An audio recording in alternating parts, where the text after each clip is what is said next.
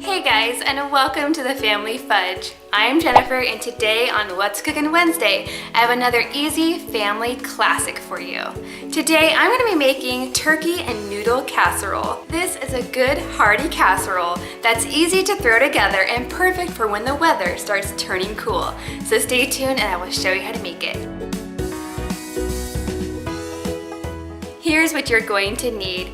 I'm starting with just over a pound of ground turkey, but you could also use beef if you'd like. Now traditionally you're going to want to use egg noodles for this dish, but since I have a gluten-free family member, I'm just going to use the gluten-free variety. Because for whatever reason, I can never find egg noodles that are gluten-free, but if you know where I can find them, leave it down below. I'm also going to be using a 15-ounce can of tomato sauce, 3/4 cup of sour cream, 1 cup of cottage cheese, and 1/2 cup of green onions, finely diced. I'm also using 1 cup of cheese. You can use any cheese that you prefer, but I'm going to be using shredded cheddar. I'm also using 3 cloves of garlic.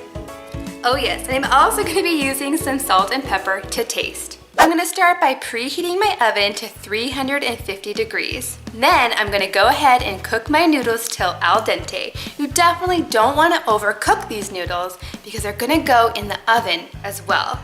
While my noodles are cooking, I'm going to go ahead and brown my turkey.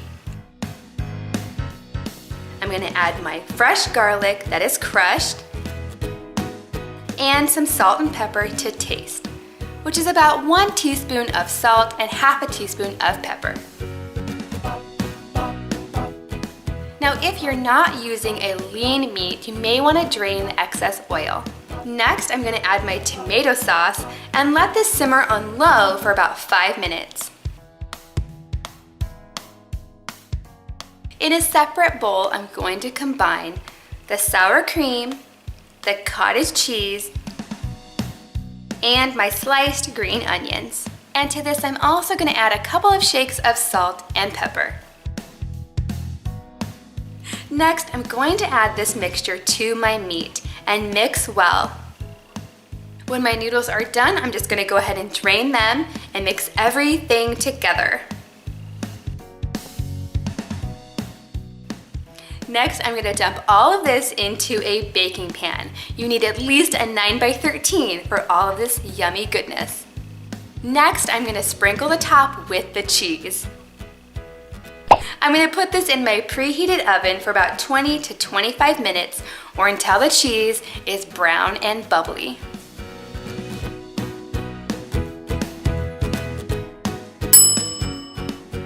Ooh, doesn't that look delicious? It smells so good. When it's cooled down enough, you can dig in. Now this is definitely a classic, not a fancy or hard to make recipe at all, but so satisfying. Okay guys, thank you so much for joining me today. If you like this video, please give it a big thumbs up and don't forget to subscribe if you're not already, because I like to share new recipes all the time. Thanks for watching and I'll see you next time.